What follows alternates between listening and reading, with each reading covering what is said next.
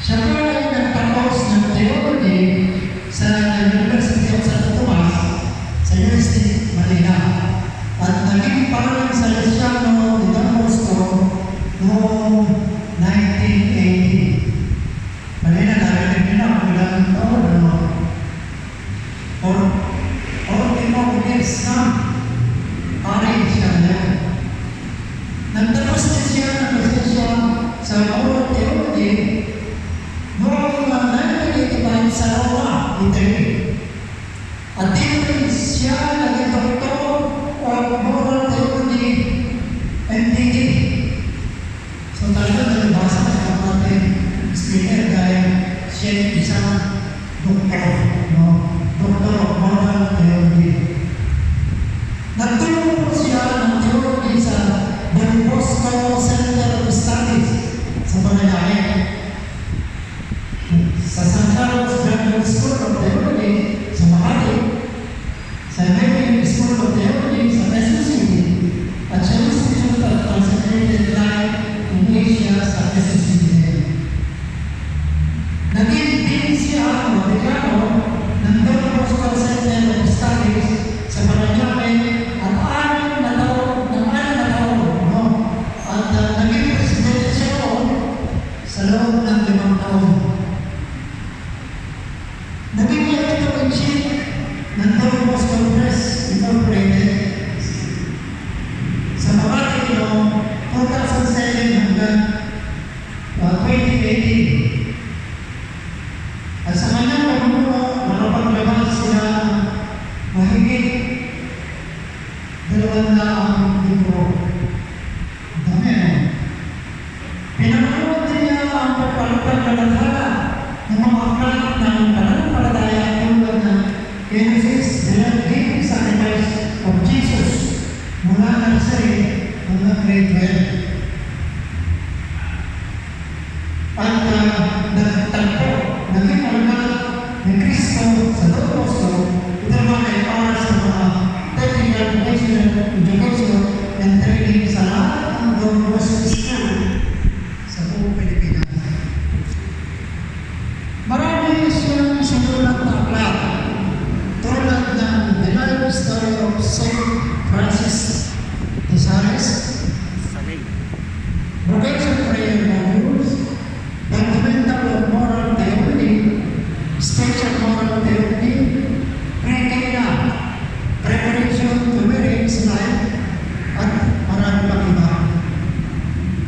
Siya ay pinag-ugnay sa Plenary Council of the Philippines o PCN2, narinig nga, no? Provincial Council of Manila o PCN2. Nakasama sa CBCP Commission on the Doctrine of Faith and on Ecumenical Affairs. Tumulong sa Don Bosco Baturao para sa mga retreats and recollection at paghahanda ng gustong magpakasal sa Chapel of the Hill doon sa Don Bosco Baturao. At ngayon, siya ay katuwang ng ating pura paroko, Father Danny Nadule, at ng dalawa pa namin bago dito. At sila ay lahat ay mga Salesian priest. Ang ating pong speaker ay walang iba kundi si Father Rene D. Lagaya, STD, MTD.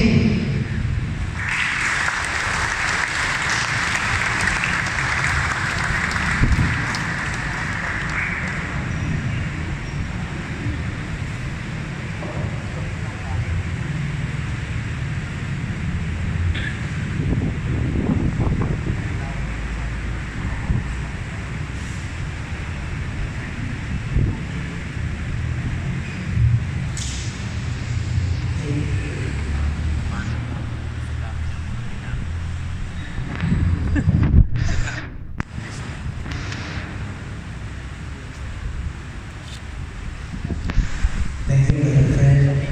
Pagkatuloy po sa inyo lahat. Gandang gabi po, Father.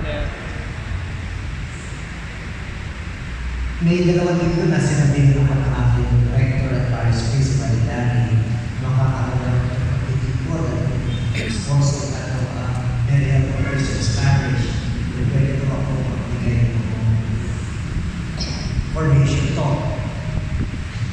sumagot po ako ng ako. Ako naman ay madaling kausap.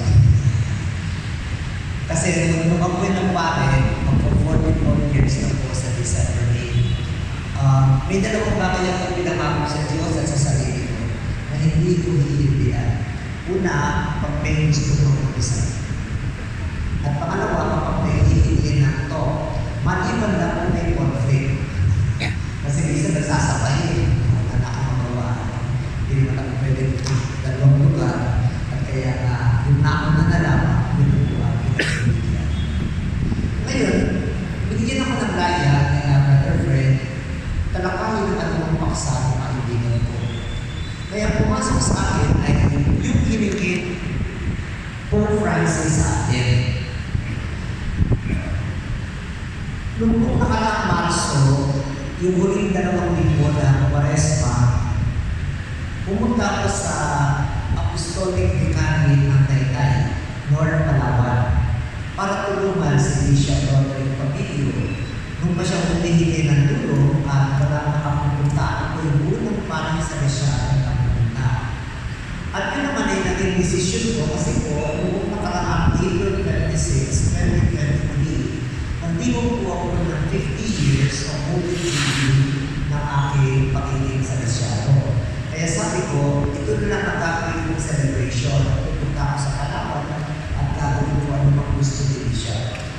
Kaya mula po noong March 18, bawat araw, ibang parokya o ibang mission station ang pupuntahan ko.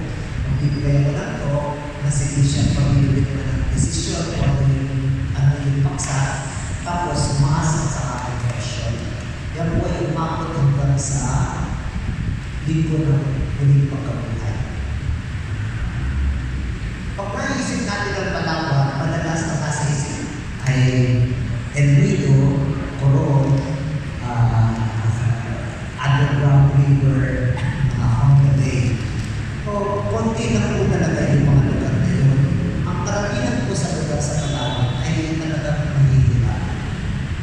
Dulo na ako sa pagkakatiwag na Huwebes Santo, Biyernes Santo, Sabado Santo, dulo ng muling pagkabuhay. Kailangan mamangka ako para makarating dahil wala akong daan. At kaya nga, natuwa din naman ako kasi sabi ko, kaya ko pa rin pala kahit ako ay 70 years old na. At kaya, kaya ko pa rin pala yung ganitong kainit at kahirap na pagpunta sa kabuhay. Ang sabi ko ni Bishop Papilio sa akin, talakayin mo ang gusto ni Pope Francis. At ano yun? 2024, taon ng panalangin. Dinigdara niya po ito noong nakarang Enero, si Pope Francis. Kaya po ito po ang nais ko talakayin din sa inyo. Sapagkat itong 2024, ating higit sa kalahati na malapit na bang sumilip si Jose Patricia. At kaya nga po, ay palapos na rin po yung taon ng manalangin. Para saan ito? Ito ay yung paghandaan ng 2025, ang tinatawag Jubilee Year, o taon ng paglaya. Kaya ang panalangin na magiging paraan natin para paghandaan ang Jubilee Year next year. Ano nga ba talaga ang Jubilee Year?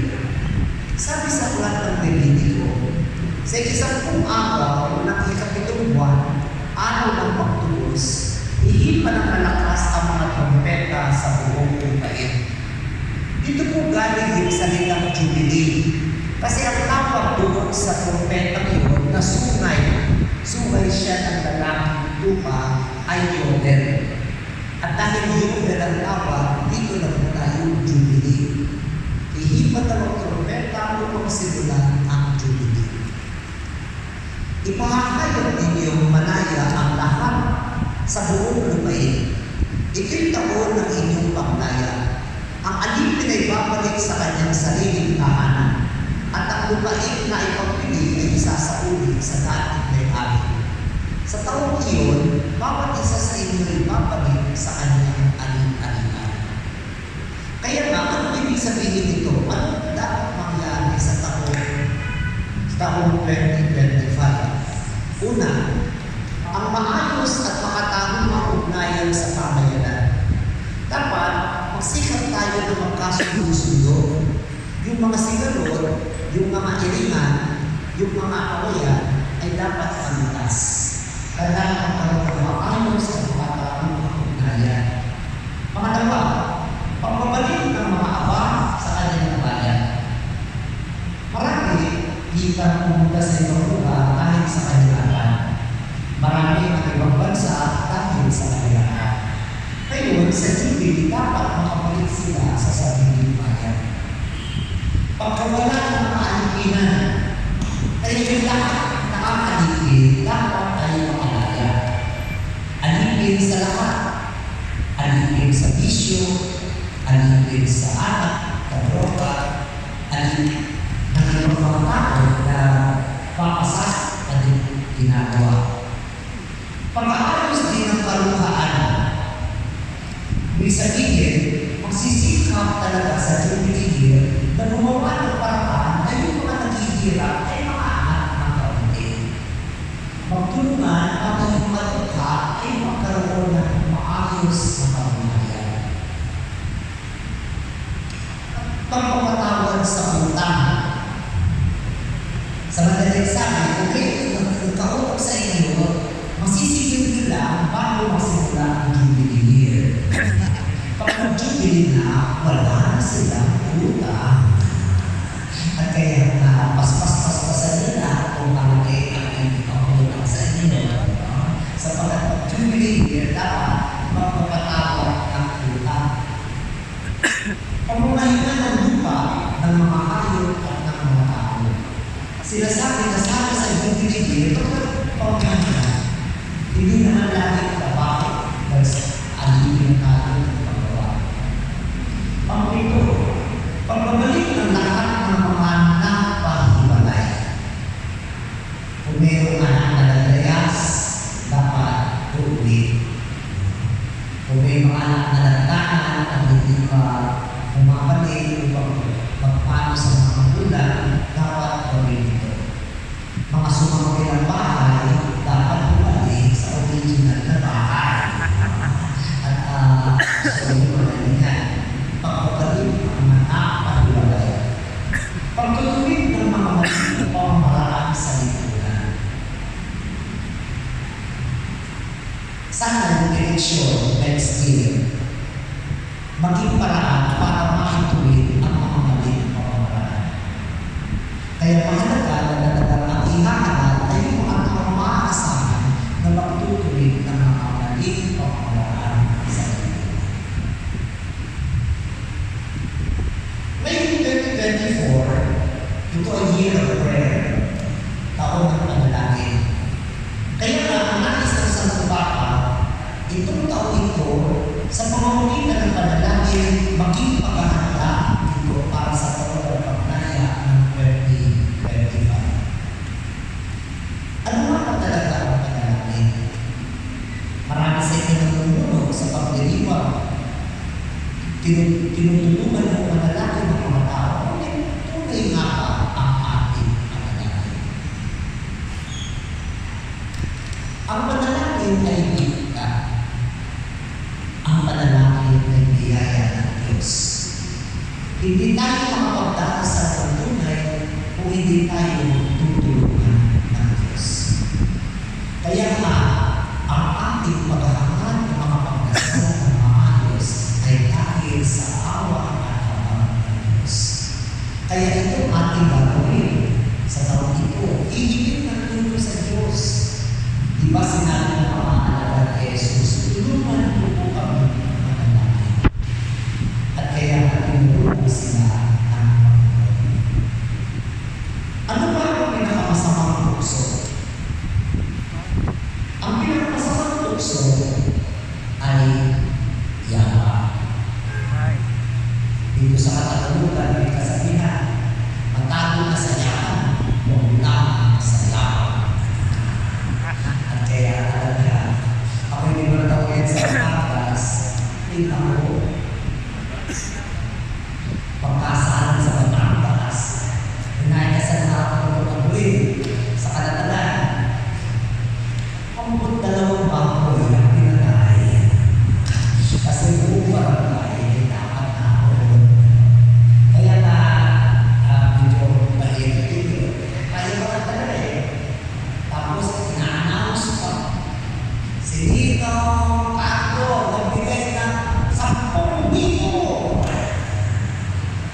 Selena Patricia, Kim Civil. Pinaanak sa lahat. Kaya nga, hindi ba kayo pagkatuloy ay mapakulang? Kasi nakakapulo ka. Bisa na lang kayo eh. Ito, bakit kaya lang? Baka naman baka medyo pa. At kaya nga, nakakapulo at pero kung minsan dahil ka talaga sa yaman. At ano ang sabi ng Panginoon? Ano ang lunas sa yaman? Ang pinakamagandang lunas ay panalangin. Kaya nga sa pamamagitan ng panalangin at tahimik, ang yaman natin ay masusunod.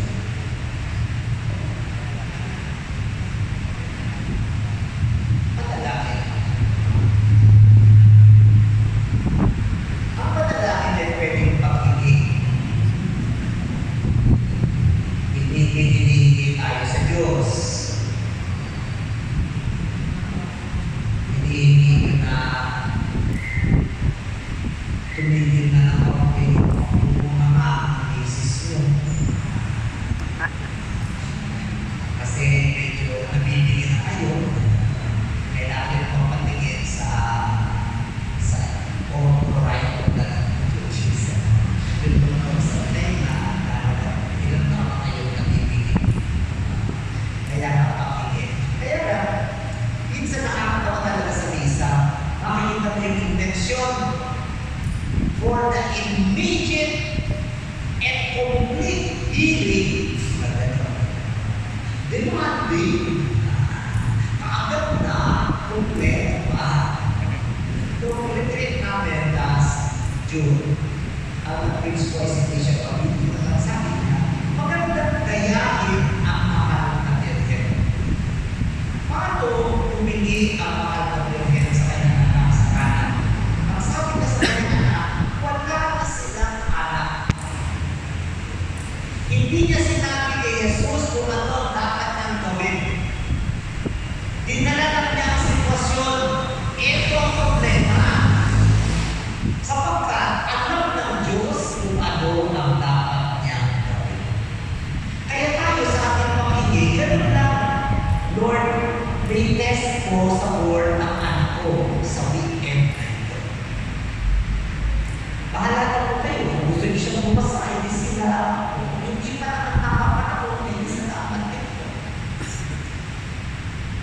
May sakit po yung magulang ko. Pakalatan po kayo. Kung gusto niyo siyang pagdatingin, po. Kung gusto niyo na siyang pulin, ay pakalatan po kayo. Sa madaling sabi, dinadala namin ang sitwasyon at hinahayaan ang Diyos magbigay ng solusyon. Sapagkat tiyak namin, alam niya kung ano ang dapat gawin.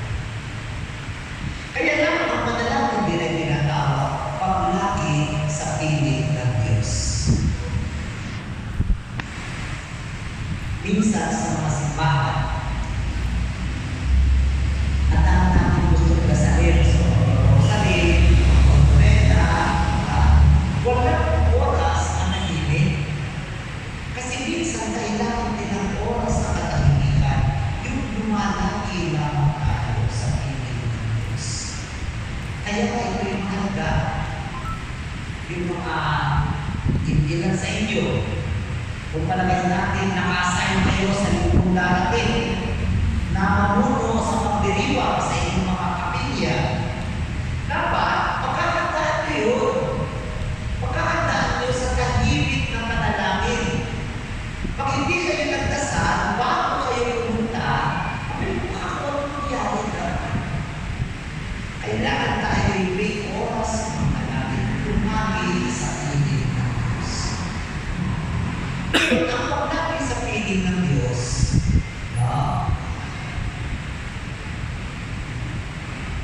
ito siguro marami na dito. Ilan po sa inyo ang marunong lumangoy? Pakitaas lang po ang kamay. Very good. Kasi yung marunong lumangoy, higit na maunawaan ang gusto kong sabihin tungkol sa panalangin. para sa formation session na ito. Yung hindi marunong lumangoy, mag-aaral para makapagdasal ng mas maayos. Assignment po yan. Yung hindi marunong lumangoy, mag-aaral lumangoy. Kasi, nakalaga siya. May kaibahan yung paglangoy at yung pagpunta. Pag ikaw ay lumangoy, mayroon kang direksyon. Gusto mo makarating doon sa pangpang na yun. Gagamitin mo ang stroke na gusto mo. Kung saan ka komportable. Breaststroke pa, freestyle, butterfly, dragonfly, mga stroke. At para makarating doon, yung paglutang, floating, hindi ka magbibigay ng direksyon sa sarili mo.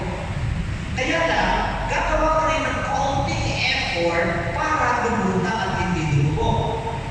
Ngunit, hahayaan mo ang agos na dalhin ka kung saan hindi. Kaya nga, ang panalangin ay pagbubukas ng sarili sa Diyos. Hahayaan mo ang Diyos dalhin ka kung saan hindi. At ito po ang mga nagtatanda sa panalangin. Hayaan ang Diyos.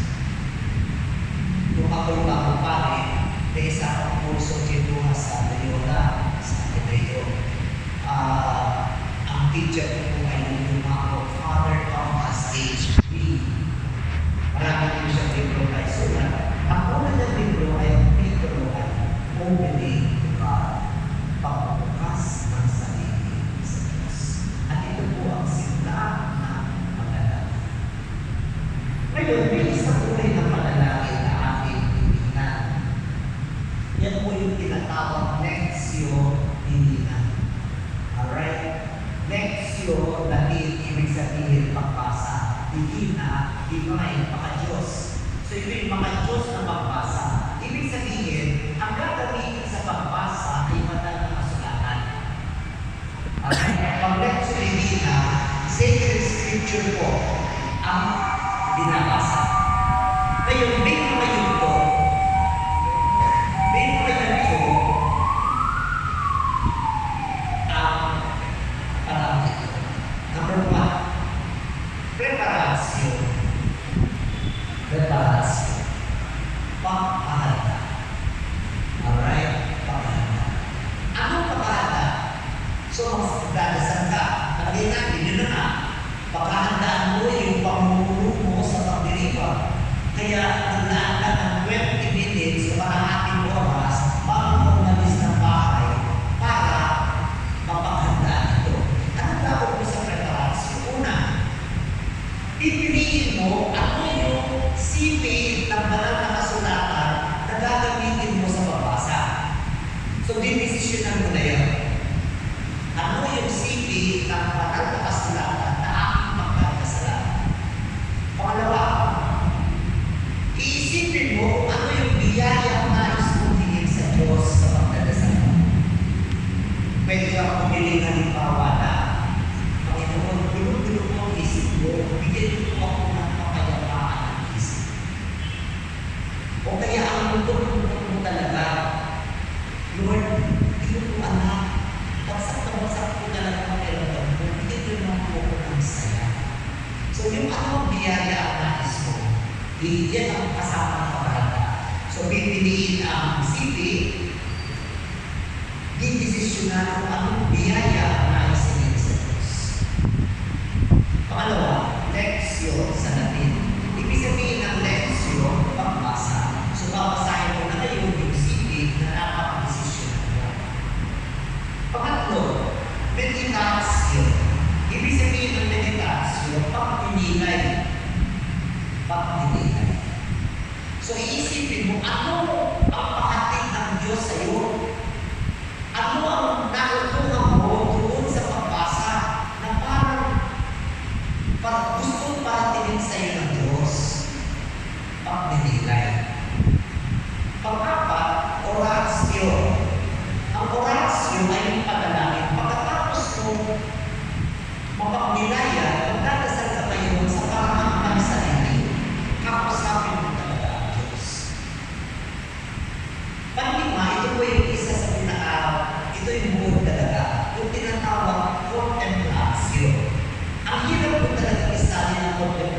no, sa Tagalog. Ang pinaka-nagustuhan ko yung panglasan. Lahat po ba kayo yung parent? O viewer? Ngayon, school na. Ilang taon na po kayo kasal? 49 po. 49 years. Wow, going for gold.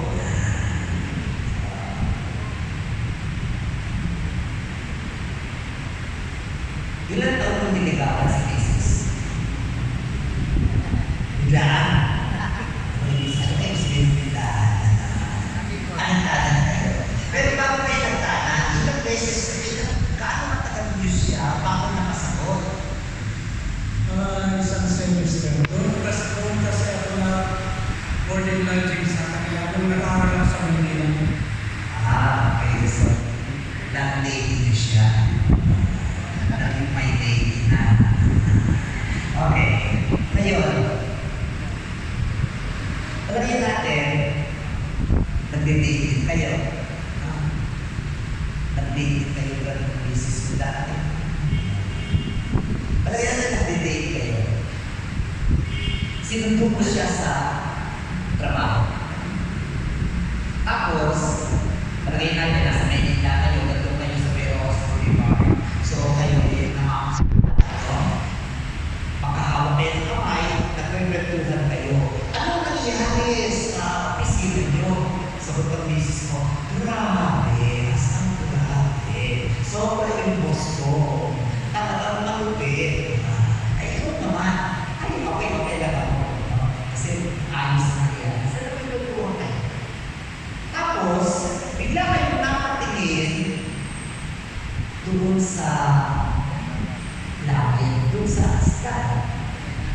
At napansin nyo na palubog na araw. Tumahimik kayong dalawa. Kasi nagandahan kayo talaga sa tanawin. Ipinatuloy mo kamay mo sa balikat ng girlfriend. Yung girlfriend mo naman, umilig sa balikat. Wala na kayong pinag-uusapan. Tahimik na tahimik kayo. Ngunit ramdam na ramdam ninyo ang pagiging inyong mamagkabila, ang pagmamahal ninyo sa isa't isa. Ganito ang contemplation. Tahimik ka na. Hindi ka na nagsasalita. Wala ka nang sinasabi sa Diyos. Ngunit ramdam na ramdam mo na magkasama kayo. At ramdam na ramdam mo kung gaano ganyan ka. Kaya po, importante dito sa step na ito, feelings. Dapat nalalasan mo yung feelings. No? Ano yung pakiramdam mo? No? Mahalaga po ang feelings. Tapos niya, susunod na yung pang-anim, aksyon, pagkilos. Kailangan kumilos. Kasi hindi pwede naiwan sa ere ang panalangin. Kailangan bababa sa paggawa. So, anong gagawin ko ngayon para maisalin sa buhay ang aking dasal?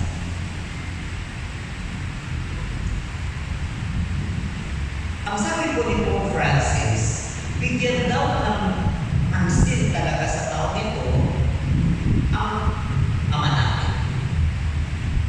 Ang ama natin. Kaya, sabihin natin, hinahin na lang. Ama namin, sumasalangit ka sa panig ng amin. Mapasa akin ang kaharian mo. Sundin ng Lord mo dito sa lupa para sa bigyan mo kami kayo ng aming kakanin sa araw-araw. At patawarin mo kami sa aming mga kasalanan. Para ng pagpapatawad namin sa nagkakasala sa amin. Tapos mo kami ay tulog sa tukso. At iayon kami sa lahat ng masama. Ihimayin po natin ang mga namin. Ito kasi ang gusto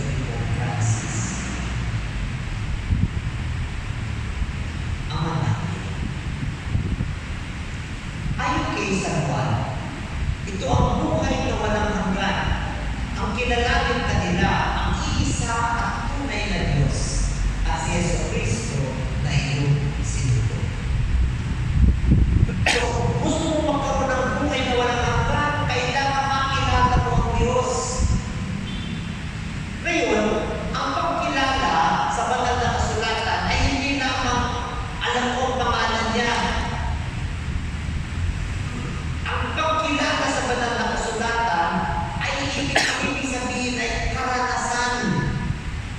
Naranasan ko ang Diyos. Kaya nga, pagkakaroon tayo ng buhay na walang hanggan, kapag tayo ay may karanasan sa Diyos, naranasan natin ang Diyos. Naranasan natin maging kalapit sa Kanya. Sabi rin ni Santa, naparito ako upang mga tukoy magkaroon ng buhay, isang buhay na ganap at kasiyasiya. Kaya nga, gusto ni Jesus na maging ganap ang buhay ng Kanyang mga kawan. Gusto natin na tayo bilang mga anak ng Diyos ay magkaroon ng ganap na buhay. Kasiyasiya, hindi yung parang lagi may sakit, lagi may kulang, lagi may hinahanap, kundi isang buhay na ganap at kasiyasiya. Ito ang nais natin. Sapagkat sabi nga, ang buhay na ganap at kasiyasiya ay ang makilala, maranasan ang isa at tunay na Diyos, ang Ama ni Jesus. Ama ay salita sa wikang Hebreo na pagtawag sa tatay. Ito yung tawag ng anak sa kanyang ama, tay, dad, papa, sa kanilang wika, ama. Kaya nga, ang gusto ni Jesus, maipakilala sa lahat ang kanyang ama. Maranasan ang lahat kung sino talaga ang kanyang ama. Sumasalangit ka. Ano ba ang langit? May panagdodroga para makarating daw sa langit.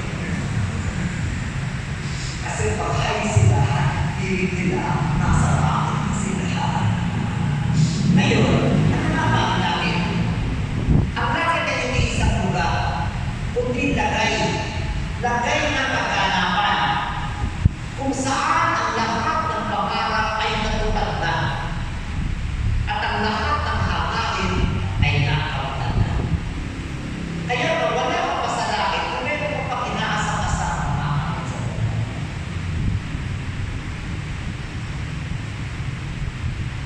Buhay kayong kailan mo, wala ka pa sa langit. Kasi yun ang inaasang-asang ko, nakunin na siya ni Lord.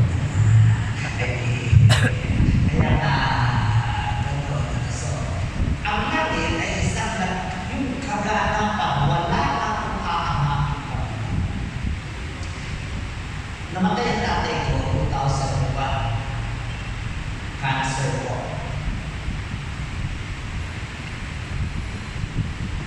Pag bumadalaw ako sa kanya, minsan dalaw ako sa minsan na, ay naku rin, huwag ko na ako kukumplimahin na. Ako naman na inanda. Nakita ko na kayong mga anak ko, nag-settle na, nakapagtulog. Ako'y nagpapay, ang sumunod sa akin ay nag-brother, pangatlo ay kasawa, doktor, may tatlong anak, yung bunsong baba, yung babae, nagkaroon ng anak.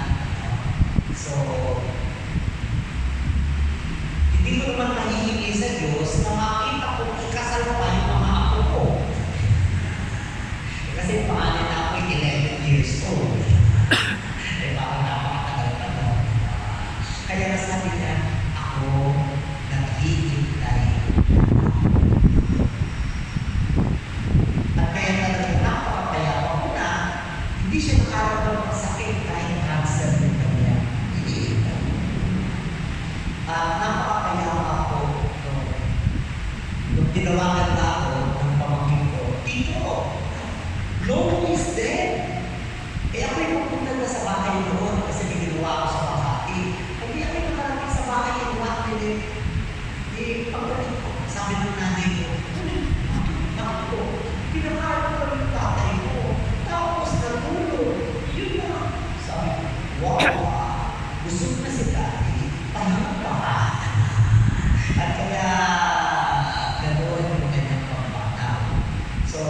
Napadalo ko naman siya sa Paris Priest, yung mahal na araw-araw mo, 1 month before. Siyempre, ayaw ko po isa sa tatay ko. So, pinapunta ko yung Paris Priest namin sa Makati. Kaya lang, Sabado, nagpumasok ko sa Pakay, pero namatay ko siya kung sunod ng test. Kaya na parang kakaanaman. Ito yung hanap din natin. Isang may kaganap, yung narating na natin ang ating mga inaasang-asang sa Panginoon. Sambahin ang mahal. Nang tinanong ni Moises ang Diyos, anong pangalan ang sasabihin ko kung magtatanong ang Israelita? Ang sabi niya, Yahweh. Yahweh ang ngalan ng Diyos. Ang ngalan ng mga nilala ay pagpuri o pangalan. Ang mga pangalan natin, pangalan, noun. Kaya nga, pangalan, ginagamit sa pagbibigay ng ngalan. O kaya papuri. Papuri. Pangalan mo ay Cesar. Pangalan, ibig sabihin emperador. Pangalan mo ay Rex. Ibig sabihin ay hari. O kaya papuri. Lumisan magbibigyan ako, itinanong ko yung magulang, ano pong pangalan ng bata? Sabi sa akin, Bianca po. Okay. Pero kung tinignan ko yung baby, bakit? Bianca sa Italiano, ibig sabihin, maputi. Ay, pagkaitin yung bata. Ako naman, ano naman pangalan niya na hindi ako. At kaya na, pero ginagamit pa rin ang papuri. Kaya lang ang Diyos, nang pumili siya ng pangalan, ang kanyang ginamit ay pandiwa. Yahweh ay pandiwa. Sa kasalukuyang panahon, present tense. Present tense.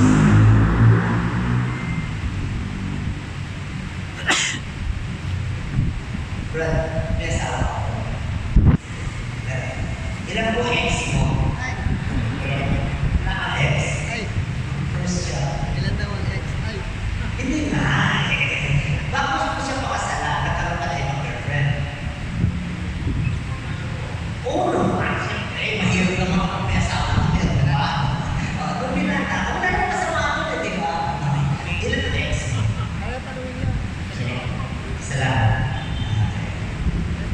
Kasi nag-iisa may magpapakasal, sa Christian ko siya. Magkakasal na ako. Kasal mo ko. Sige. 28 years old na siya. Kapatid ko lang ako. Pang-ilang girlfriend mo, itong pakakasal. Humindi siya ng asawa. Father, pang 48 ko.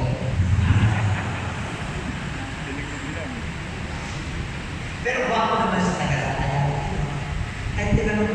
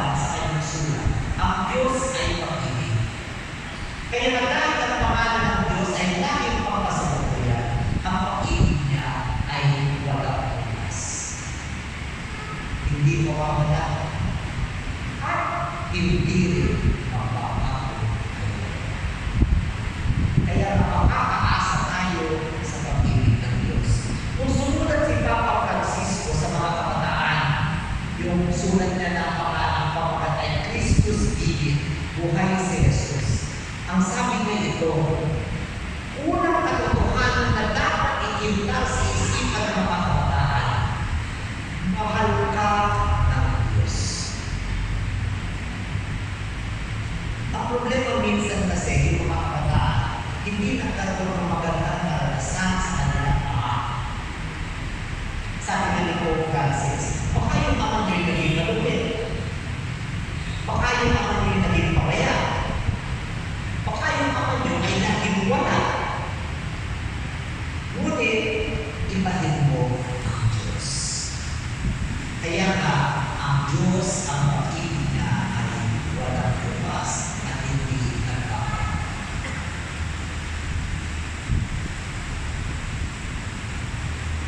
Sambahin. Ano ibig sabihin ng sambahin?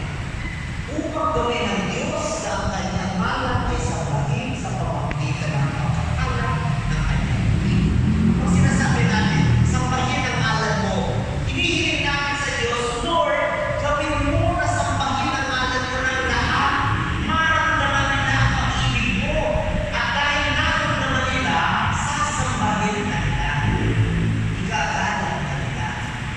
Pero ibig sabihin din ng sambahin, upang sambahin ng mga tao ang ngalan ng Diyos sa pamamagitan ng kanilang paggalang, pagpupuri, at pagsunod.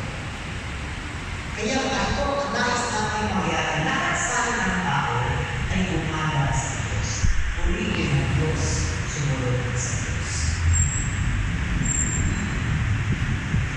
Sa Pilipinas, ang mura, hindi naman talaga dapat sa Diyos. Ano ba ang mura sa Pilipinas? Dapat sa nanay. Lagi kami nabuhay nanay. Lumisan namin nanay, galit na galit yung sa anak niya, pinumura. Ina mo! Saan pinumura? Kaya, pero sa ano ba? May mga ibay, Kastila, Italiano, pag nagpura sila, Diyos ang sangkot. Talagang nilalabastahan ang ngalan ng Diyos. Kaya masana huwag itong mangyari na ang Diyos ay nagkala ang kanyang ngalan. Mapa sa amin ang kanya. Ano ibig sabihin ito? Upang maghahagi ang Diyos sa lahat ng puo at sa lahat ng panahon sa pamamagitan ng pagkalupig ng kasalanan.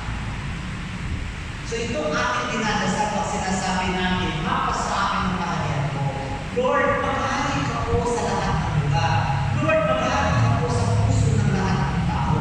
Lord, maghahagi ka po sa lahat ng panahon at talunin mo ang kasalanan.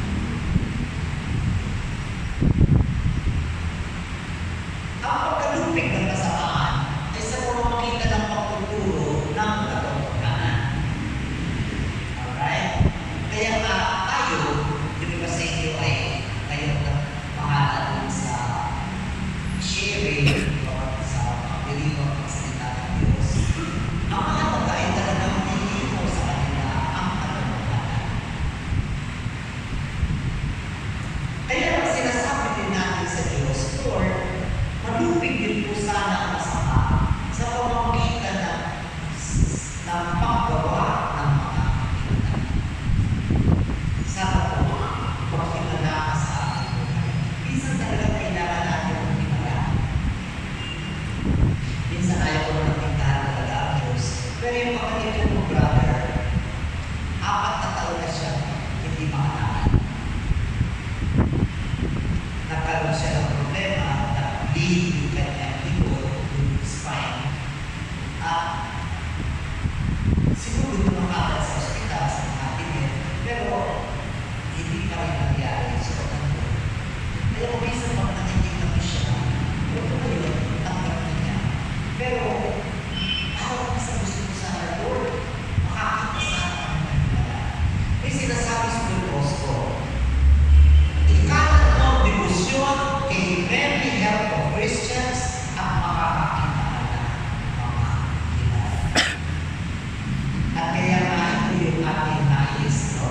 Na sana makaranas din tayo dito. Manupig ang kasamaan sa pamamagitan ng kilala. Sundin ang loob ko dito sa lupa para nagsalan. Sabi sa sulat ni San Pablo sa mga Efeso,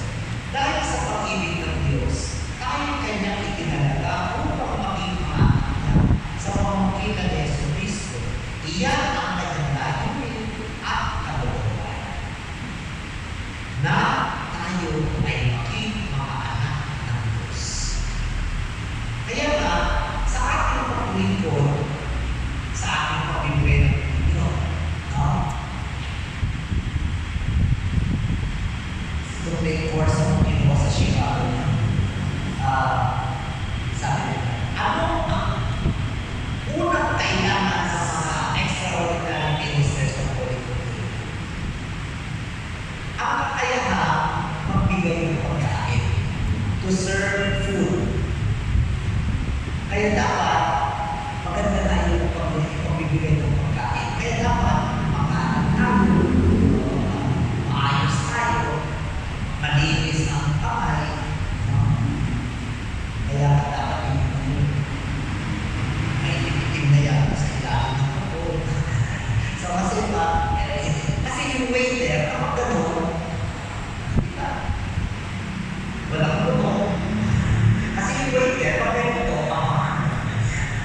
kaya ibig sabihin, ayaw nagdidala ng pagkain. At gusto natin ay pagtapat ng mga tao sa pagkain, ay talagang kaya. Kaya yun yung mga mahalaga. No? Itong kalooban ng Diyos. Hindi po kami ngayon na aming kapatid sa araw-araw. Sabi ni San Pedro, kaya sinasabi ko sa inyo, si Jesus po sa Evangelyo sa Mateo, huwag kayong magkakapagtungkol sa pagkain at inumin na kailangan ninyo upang pagkain. O tungkol sa damit na kailangan ng inyong katawan.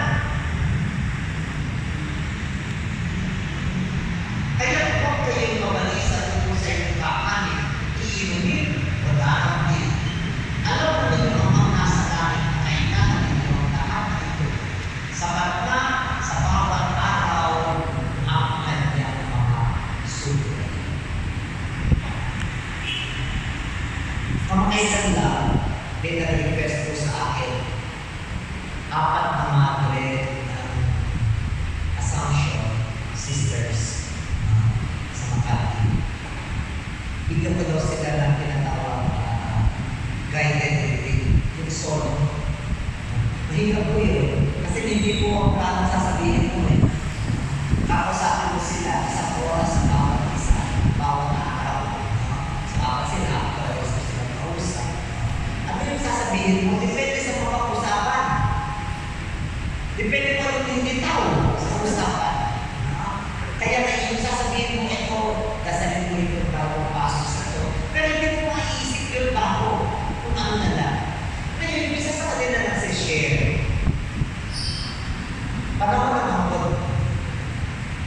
Sabi ng tatay niya, wala na tayong makain. Pumunta ka sa palengke. Eh sabi niya, pahingin ko ng pera, hindi ako ng pagkain. Ang sagot ng tatay niya, wala akong pera. Basta magdasal na lang tayo, pumunta ka na lang. Eh di sabi niya, pumunta siya sa palengke, paano kaya ito? Eh di pagdating niya, kung sa mga karne, natingin siya. Nakita niya, di ba buto na nasa isang tabi. Sabi niya, yung buto na lang hihingin ko. Kasi pwede naman paglaga. No? Paglaga. Ay, sabi niya, pwede kung akin na lang yung buto. Sabi nung kapatid, eh, para sa kaso namin yan. Sige na po. Hindi para sa'yo. Teka, umiwas sa laman. O ito iuwi mo. Huwag yung buto. Nakakahiya. Hindi pagtako yan. Wala po kong pera. Sinabi ko magbayad ka. Tuloy mo. Okay, dumaan sa isda. Pinakatingin sa isda. Sabi mo, nagtitinda. Gusto ko ng isda. Wala ko ng pera. Ano ito? Yun na ito. Dumaan sa mga pagbulan.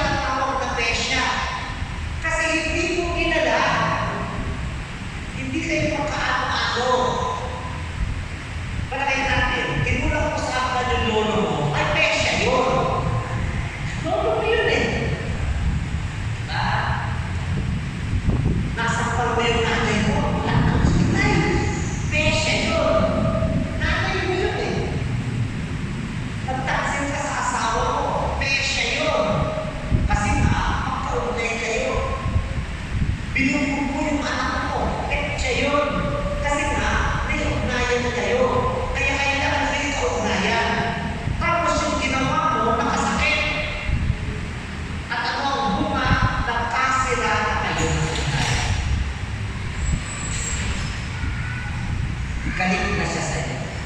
Galit na sa'yo yung tatay mo. Galit na sa'yo yung anak mo. Kaya nga, yung ginawa mo na masira sa ugnayan, talagang sinira yung relasyon. Yan ang presya. Awon, pagkasira dahil sa bigat.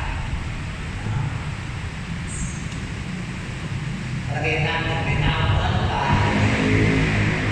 Mauna pala yung Syria, bumigay. Nasira dahil sa bigat. Ngayon, may kilala niyo siguro ito. Si Leonardo da Vinci. Scientist, genius siya talaga, artist. Isa sa kanyang mga ginawa ay yung tinatawag Ultima Cena, ang huling hapunan. Ang huling hapunan ay painting sa dingding sa isang hapagkainan ng mga Dominicano sa Milan. Alright? Ngayon, si Leonardo, kung nagdodrawing siya, depende kung inspired. Pag hindi siya inspired, hindi siya magdodrawing, napakaraming mukha ng huling hapunan. Kaya ba, natagalan ang inabot ng taon bago ito matapos. Kaya ba, dumating yung sandali, sabi niya, tatapusin ko na. Isang mukha na lang naman ang kulang. At ano yung mukha? Mukha ni Judas.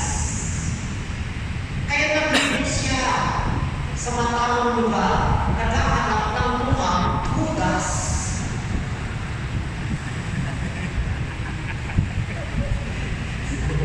Judas.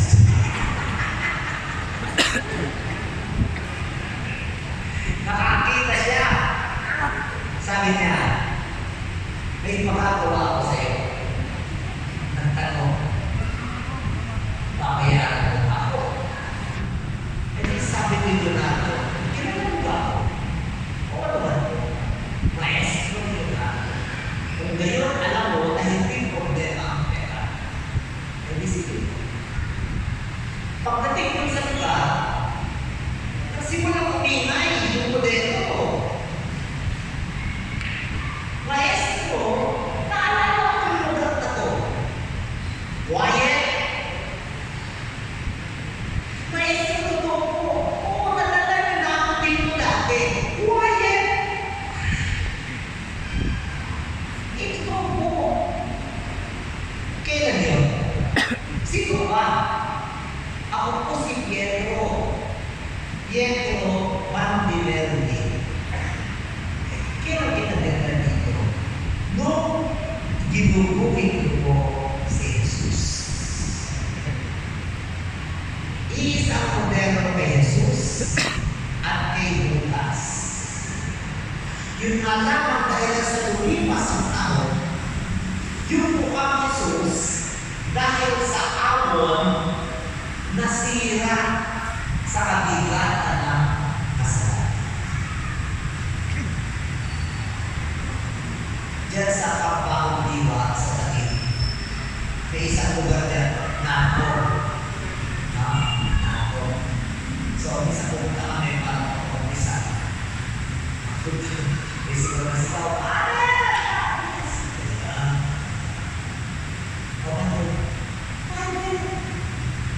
sino ka? Paano hindi mo kilala? Sa Krista mo mo di ba kami nandito? Adik-adik. May isang pagkakataon, tawag trader. Ang trader, ang juvenile jail sa Metro Manila. So, punta ko doon, ang warden nila, isang colonel, Petro Bayan, police mo. Ma'am, dito na po ako.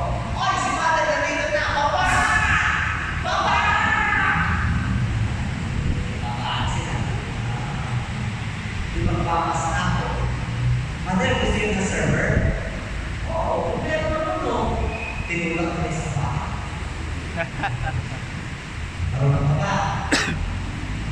Very good. Tama na po.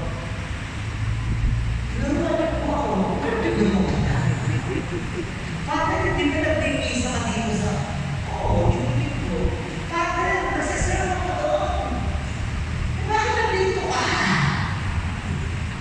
Nakakabala ko eh. Pwede masira. Amon. Kaya na, sabihin natin ang amon, no? Yung dati, kaayos-ayos, nasira. Okay? Nasira. Hata. Ano ang hata? Pagkaligaw ng landas. Okay? Pagkaligaw ng landas. Tayo ay lumalayo sa Diyos kung nagkakasala. Kaya lang, lumayo ka sa Diyos, so ito yung mapunta ka sa Diyos. Ay lumayo ka. Bumaling ka. Saan? Bumaling ka sa isang hamak na nilalang lamang. At yung hamak na nilalang, pwede tao o bagay. Nagkasala dahil sa tao. Para mapagbigyan ko yung mahal ko. Nagkasala ka sa Diyos. O bagay. Yaman. Ilan ang nailibig ko na napatay dahil ayaw ibigan yung serpo. Diyan sa Taguig, sa Signal Village, may isang architectural student, sinaksak na rin siyang naulit. Kasi gusto ko gawin yung pang-tuition na nasa bag niya. Ikaw lang yung mga 80,000. Pinagsasaksak na. Ang masama, ang daming lumataan, walang namakas. So, yaman, sarap. Para sa sarap, handang nagkasala. Kasikatan, para sumikat, handang magkasala. Minsan may mga problema din tayo sa simbahan. Active na active. Habang officer, kung hindi na officer, nawala natin. Kaya na minsan may mga ganyan tayo sa sitwasyon. O kapangyarihan, para matamang kapangyarihan, handang magkasala sa Diyos. Para magpapatawad namin sa nagkakasala sa amin. Mababasa sa Ebanghelyo ni San Mateo, sinabi ng hari ito sa kanyang alipin, pinatawag kita sa utang mo sapagkat nagmaawa ka sa akin.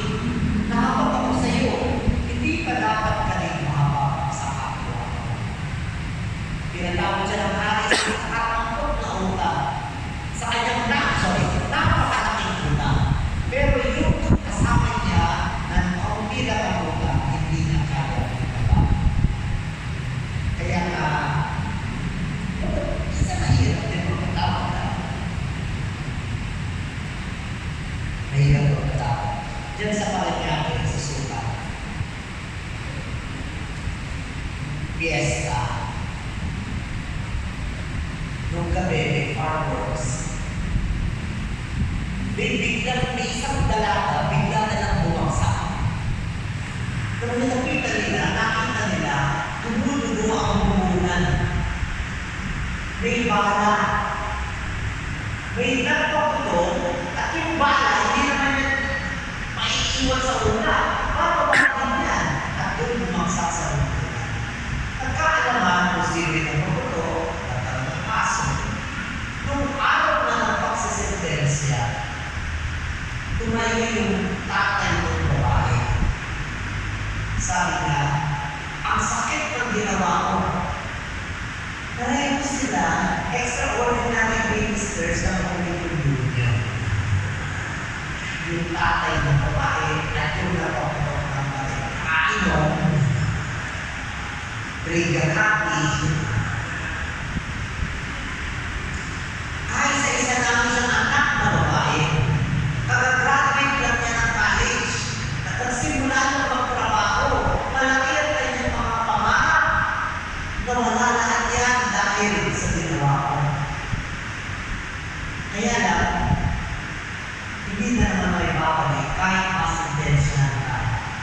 hindi na may bahay ang kanyang buhay.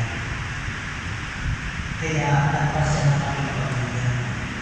Patatawaran ka na namin.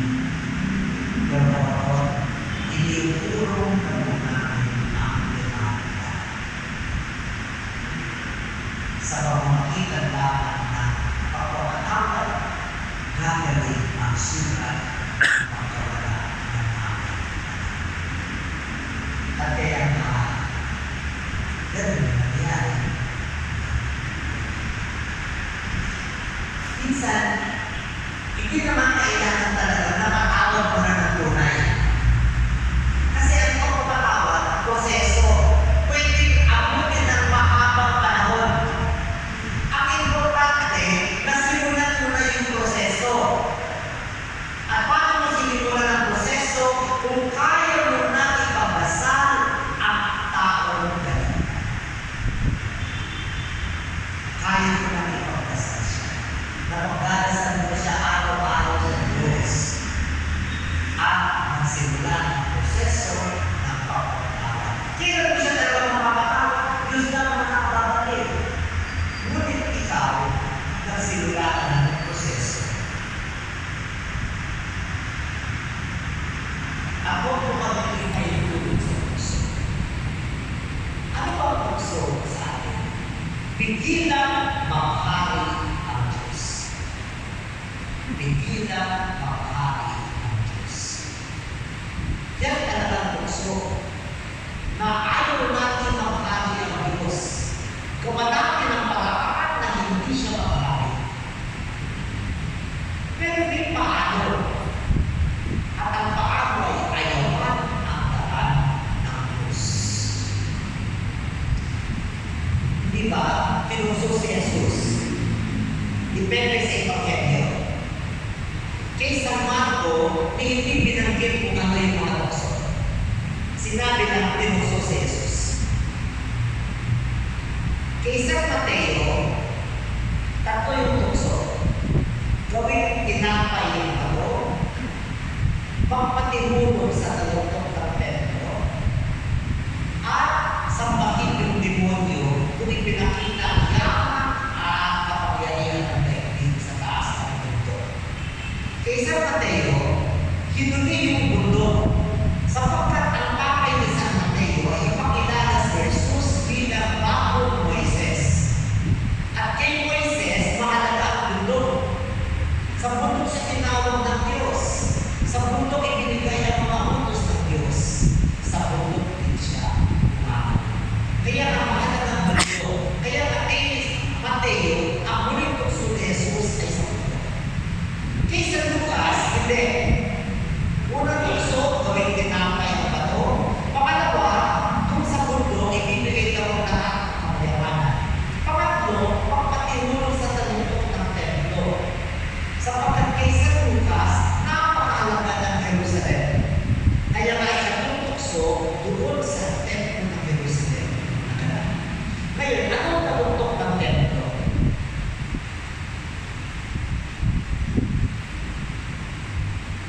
Palagay natin ito ang burol ng Sion kung saan ginawa ang templo. Dito at dito, ito'y kaunay dito at dito, ito'y kaunay na luma. Kaya kung papasok sa templo, dito dadaan. O kaya dito. Ito naman, bangin. Yung tinatawag bangin ng Kidron. Dito, bangin din. Anong taluktok ng templo? Yung pinakamalalim na bahagi ng pader ng templo. Ang pinakamalalim yung bangin. At dito yun sa sulok na ito. Ito ang taluktok ng templo. Hindi po tore, ha? Walang tore ang templo ng Jerusalem. Alright? Walang tore ang templo ng Jerusalem. Ang taluktok ng templo ito, kung saan pinakamalalim yung bangin. Kaya kung pumunong dito, kaya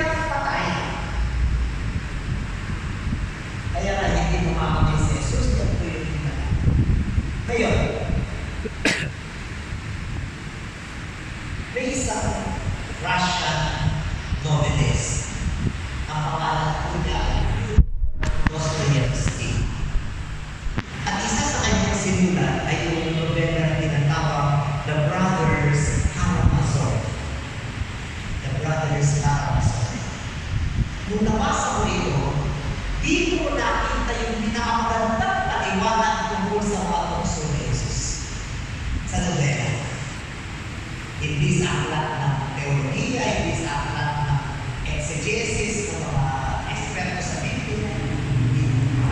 Bakit Pedro? Yung Cardinal Arsobispo na Sevilla, namamasyal sa harap ng kanyang katedral. May palabas na libing. Habang palabas yung libing, may mamang umakyat doon sa steps ng mga bayutang na tulong sa katedral. Hinawakan niya yung ataon. Tumigil ang lahat. At tinignan niya yung nasa loob. Isang dalagita, 12 taon na. At sabi ng mga yun, tanlita kumi. Ine, bumangon ka. At bumangon na yung bangkay. Ay di nagkagulo. Sabi ng Kardinal Arsobispo, erehe! Hulihin niya! Ay hinulit ng mga kawal. Itinulong doon sa ilalim ng palasyo ng Arsobispo.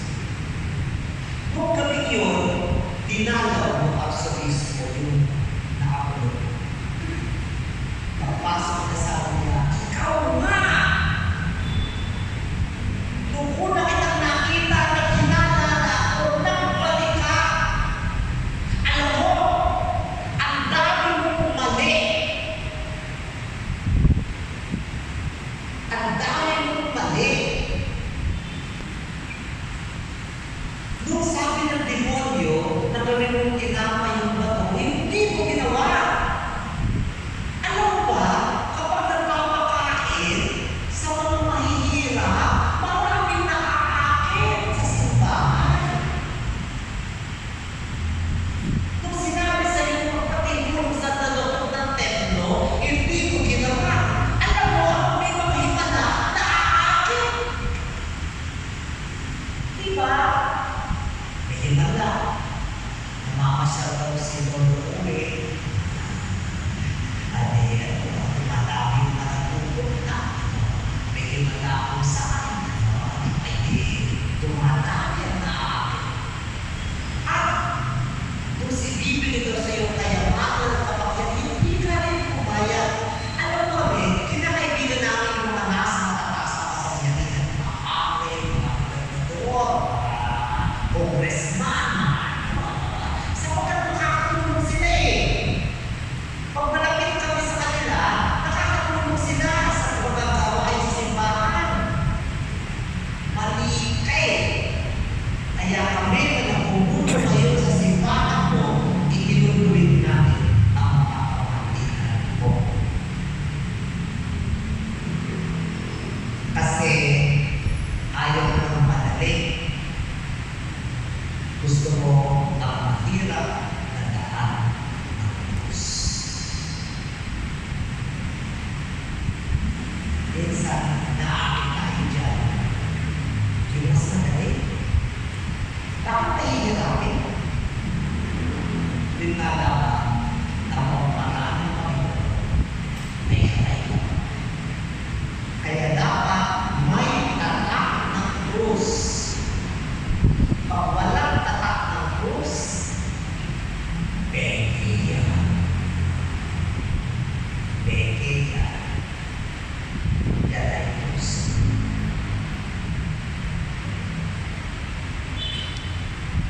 Hati-hatihan mo kami sa lahat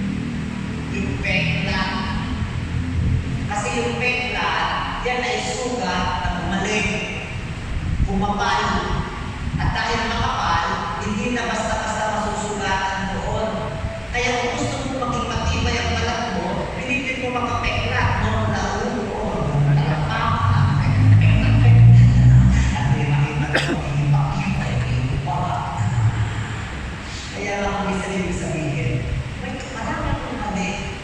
Pero, natutulungan ako. At hindi ko na inuulit. Hindi pwede. May nagsabi na, okay lang magkamali. Basta natin bago.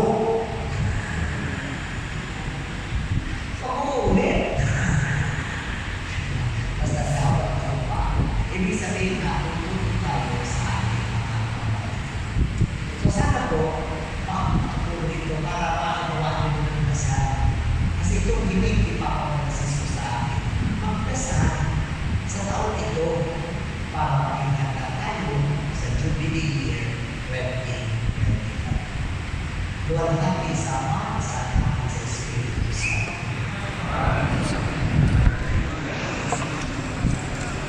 Sumayin niyo ang Panginoon. At pagpalain kayo lahat ng makapangyarihan ng Diyos, Ama, Anak, at Espiritu Santo. Salamat po sa